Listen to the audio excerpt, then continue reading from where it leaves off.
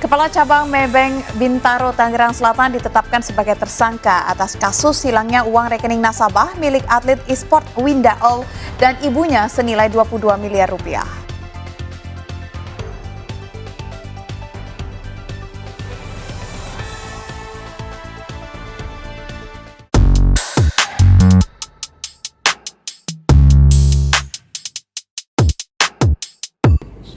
Assalamualaikum warahmatullahi wabarakatuh. Kami dari kelompok 4 kelas AB 4803. Di sini kami akan memperkenalkan diri. Sebelumnya saya Febria Eka Aslihah dengan NIM 104042400290. Saya Astri Juana Wardah dengan NIM 1040424000077. Saya dengan Revila Auliaza dan Fitri Wulandar dengan NIM 1040424000113. Saya Putri Liana Septi dengan NIM 1040420400340. Saya Firhan dengan NIM 104042400233. Di sini kami akan mempresentasikan kasus pemalsuan keuangan dari salah satu perbankan yang ada di Indonesia, yaitu Maybank Indonesia. Maybank sendiri adalah suatu perusahaan bank swasta yang lingkupnya atau skalanya cukup besar di Indonesia sendiri. Kemudian Maybank juga ini adalah salah satu anak perusahaan dari Malayan Banking Berhad atau disingkat menjadi Maybank. Kemudian Malayan Banking Berhad ini juga berbasis di Malaysia. Oke, khususnya pada tahun 2020, Maybank ini berhasil mencuri perhatian publik karena mencuatnya kasus yang melibatkan pegawainya sendiri, yaitu penggelapan puluhan miliar dana yang dipunyai oleh nasabahnya. Oke, pada periode 2015 sampai 2020, Winda dan ibunya ini membuka rekening di Maybank Indonesia yang berada di cabang Cipulir, Jakarta. Mereka menyetor dana sejumlah yang sangat besar, tidak ada buku tabungan pada saat itu dan juga ATM. Mereka menyerahkan pengelolaan sepenuhnya kepada kepala cabang yang berinisial AT atau Albert Taruli Tambunan. Dengan alasan pengelolaan khusus, makanya Winda mau-mau aja menyetorkan dananya tanpa buku tabungan dan ATM. Pada 2020, saat ingin menarik dana, Winda mendapati saldo rekeningnya kosong. Ia kemudian melaporkan kejadian ini ke polisi. Investigasi polisi menemukan bahwa AT telah mengalihkan dana nasabah yaitu Winda ke rekening lain dan melakukan transaksi investasi tanpa seizin pemilik dana yaitu Winda.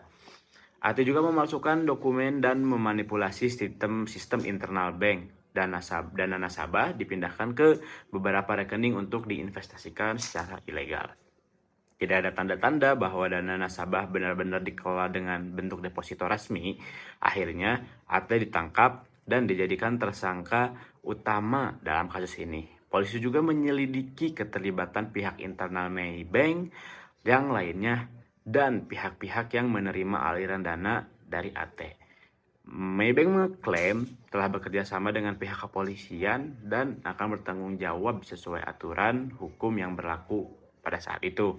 Meskipun kasus ini bukan korupsi pada umumnya, konteks gratifikasi atau suap terhadap pejabat negara seperti itu, tetapi kasus ini melibatkan penyalahgunaan kewenangan oleh pihak bank, termasuk memanipulasi sistem dan pemalsuan dokumen yang dalam dunia perbankan itu bisa masuk ke dalam kategori fraud internal corruption.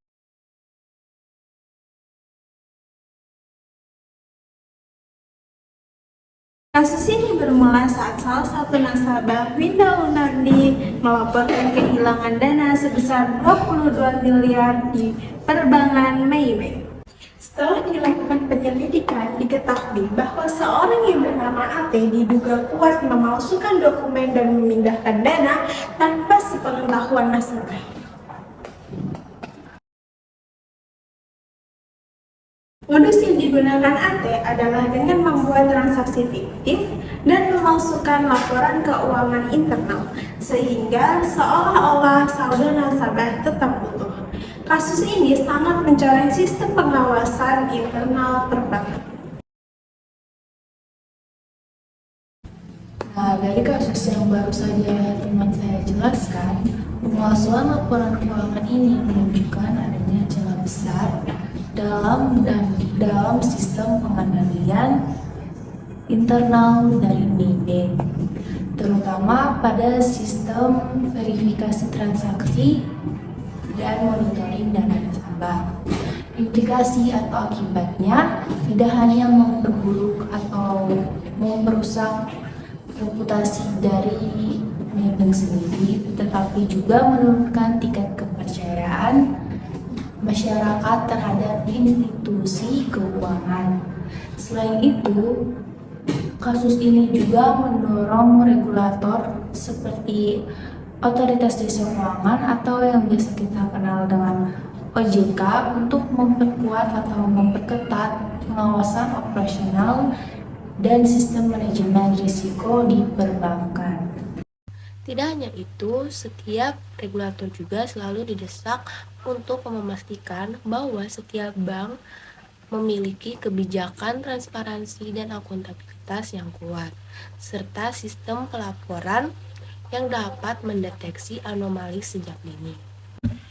Selain pengawasan eksternal, kasus ini juga menyoroti pentingnya etika profesional dan integritas karyawan terhadap dunia perbankan. Tanpa ada budaya kerja yang menjunjung tinggi kejujuran dan kepatuhan aturan, sistem sekuat apapun akan tetap bisa dilanggar. Jadi dari kasus ini kita bisa mengambil pelajaran penting bahwa pengawasan internal yang kuat, transparansi dalam operasional, dan juga pemanfaatan teknologi informasi bukan lagi sebuah pilihan, melainkan kebutuhan mutlak untuk mencegah terjadinya fraud, khususnya dalam sektor akuntansi. Sebagai bentuk solusi, kami merekomendasikan beberapa langkah strategis. Yang pertama, penerapan sistem audit keuangan real time berbasis AI. Yang kedua, rotasi rutin dan pengawasan kepada para pejabat cabang. Dan yang terakhir, sosialisasi kepada para nasabah agar rutin memantau mutasi rekening.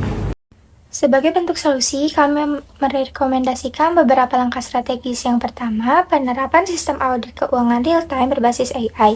Ini bertujuan agar setiap transaksi yang mencurigakan bisa langsung terdeteksi dan ditindaklanjuti secepat mungkin. Yang kedua, rotasi rutin dan pengawasan ketat kepada para pejabat cabang.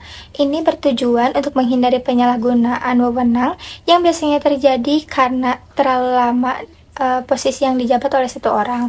Dan yang terakhir itu sosialisasi kepada para nasabah agar mereka lebih sadar akan pentingnya memantau mutasi rekening secara berkala sebagai bentuk perlindungan diri dan juga dari potensi penyimpangan. Dengan kolaborasi antara sistem, pegawai, dan nasabah, kita bisa menciptakan lingkungan yang lebih aman, transparan, dan juga terpercaya. Proses hukum pun berjalan dengan mengungkapkan fakta-fakta bahwa AT sudah melakukannya dari tahun-tahun sebelumnya. Pihak Maybank akhirnya melakukan pengembalian sebagian dana kepada nasabah, juga meningkatkan SOP internal dan juga bekerja sama dengan OJK untuk meningkatkan good corporate governance. Akhir kasus ini, pada bulan Januari 2021, Pengadilan Tangerang telah memvonis AT dengan vonis penjara 8 tahun dan juga mengganti kerugian sebesar 1 miliar. OJK dan Maybank telah menyatakan untuk meningkatkan tingkat pengawasan. Namun, kasus ini menjadi peringatan keras terhadap Maybank karena lemahnya pengawasan antar kantor cabang. Kesimpulan dari kasus ini, skandal Maybank Indonesia mencuat pada tahun 2020 merupakan salah satu contoh kegagalan sistem pengadilan internal dan sektor perbankan. Tersangka AT, seorang kepala cabang Maybank, berhasil menggelapkan dana nasabah sebesar 22 miliar selama 5 tahun, dari 2015 sampai 2020 tanpa terdeteksi.